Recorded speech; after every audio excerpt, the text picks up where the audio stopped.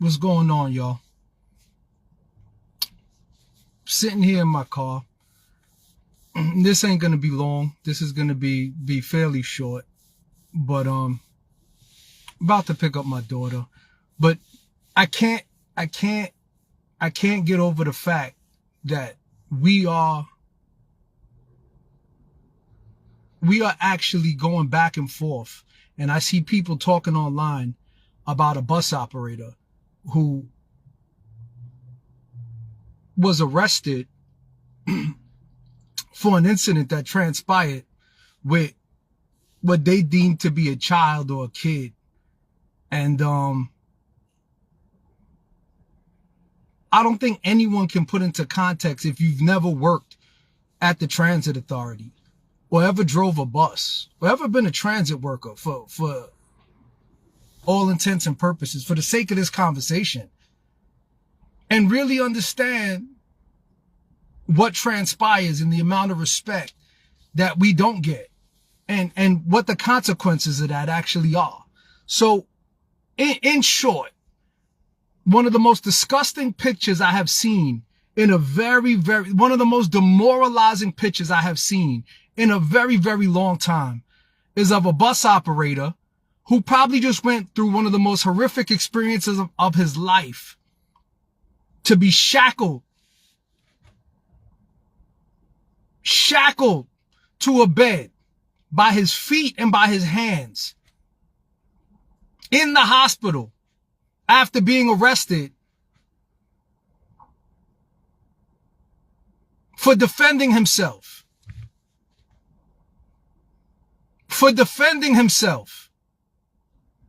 And I don't care what any investigation comes up with. I am not going to allow a moment to continue without speaking up on behalf of that bus operator. I refuse to wait for the investigation or the circumstances or to hear what possibly happened or wait for the spin. There is no spin. It is cause and effect. That bus operator was at work. He wasn't in a bar. He wasn't in an alley. He wasn't selling drugs. He wasn't committing murder. He was at work, serving the general public, doing his job. He wasn't flying a kite. He wasn't sitting on somebody's beach. He was driving a bus on behalf of the New York City Transit Authority. When an idiot, when a moron, when a stupid asshole started playing around with the equipment and risking public safety. Last time I checked, now I don't know how old he is. They said he's 16. There are a lot of 16-year-olds in Rikers Island. A lot of 16-year-olds committing murders. There are a lot of 16-year-olds who get charged as adults when they do adult things. And the consequences for doing adult things can be anything from jail time to getting your ass kicked. That bus operator deserves nothing but every single transit worker's support. Every single transit worker should be supporting that bus operator. Fuck the facts. You want to know the fact? The fact is when you are driving a bus and somebody's playing around on the back of it while you're driving, they can end up under your tires. And then you will be a murderer. Then, when he goes underneath the tires, that is the most horrific experience you can ever imagine. Do you know how accelerated your heart gets when you're driving a bus and see somebody by the back wheels? Do you know what happens when somebody's playing around the back wheels on a bus? They end up underneath the back wheels. You know how many bus operators have lost their careers because of an e-bike or a bike riding too close to the bus, or the bus is servicing a bus stop and the person decides that they're going to play the bus too close and end up under the wheels, which will grind you to death? That picture of that bus operator sitting inside of a hospital with his feet shackled. And shame on you to whichever police officer felt the need to shackle his feet. Where is he running to? Now I get it. when you're under arrest, there are procedures. I got it. You possibly have to handcuff his hand. I've seen people get shot and be handcuffed for sure because there is protocol. I got it. I get it. But to shackle his feet was extra. That was something beyond you following procedure. That was intended to demoralize him. And whoever took that picture is a disgusting, horrible human being. A disgusting, horrible human being. Whoever took that picture of that grown man, of that public servant, of that bus operator, of that union member in a bed with his feet and his hands shackled, fuck you. You are a piece of shit.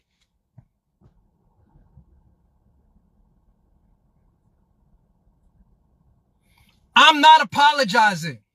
I don't feel no type of way. You know who I feel some type of way for? That bus operator who had to defend himself. That bus operator who allegedly, when the kid swung on him, had to make a decision about whether or not he was gonna get punched in the face or not. Because he might have known for sure that nobody was coming to help him. And in that moment, in that minute, in that instance, I'll put any one of you in that circumstance. You play with me, and whatever consequences come from it, I have no choice but to defend myself and make it home. I don't know if you're 16, 23, or 31. It means nothing. You stick your finger in an outlet in your house, you blame Con Edison? You stick your finger in an outlet in your house, you blame Con Edison? You burn your hand on a stove, you blame the gas company? Well, you hold on to the back of a bus with a bike, and when that operator opens the door to tell you to stop doing it, and you try to take a pop shot at that bus operator, well, you're lucky. All you got was a black eye and a bloody nose. You might could have been dead. You know, like the kids who subway surf and their parents have to go identify their body in the morgue? You know, they're 16 too.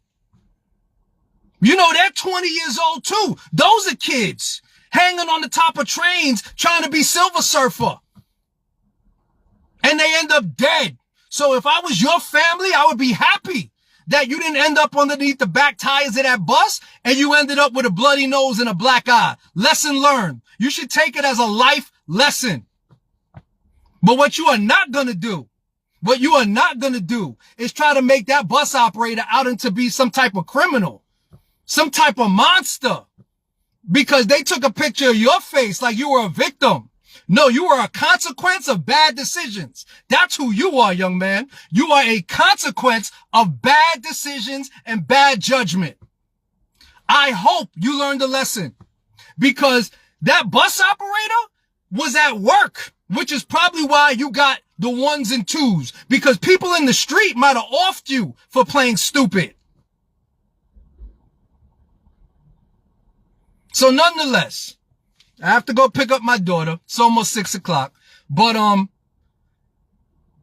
I would beg of anybody who's sharing that picture and taking judgment on the bus operator, you know, where is your union pride? Where is your humanity? Right? At the end of the day, that's our brother and our sister, and I'm riding with him 1,000,000,000%. And so is his union. And so is the president of the union. This is not a one. We are all standing behind him, because the truth is that he is a victim. He is a victim of coming to work and doing his job. And somebody, some kid, some young man, some young adult determined that he was going to try to become a consequence for this professional's life that day. And although unfortunate, it could have been worse. So, when and if there is a court date for this bus operator, I beg of everybody in this union who has the time and the availability to make sure that you show up for this brother in the same way that, you know, you're so quick to share a picture, in the same way you're so quick to pass judgment, the same way you're so quick to condemn, or give praise to other unions when they do certain things. Bottom line is you have an opportunity every day. Every day you get a chance at a choice. Right? The reality is that, You need to stand by this, brother, 1000%. Have a good day, ladies and gentlemen. Peace.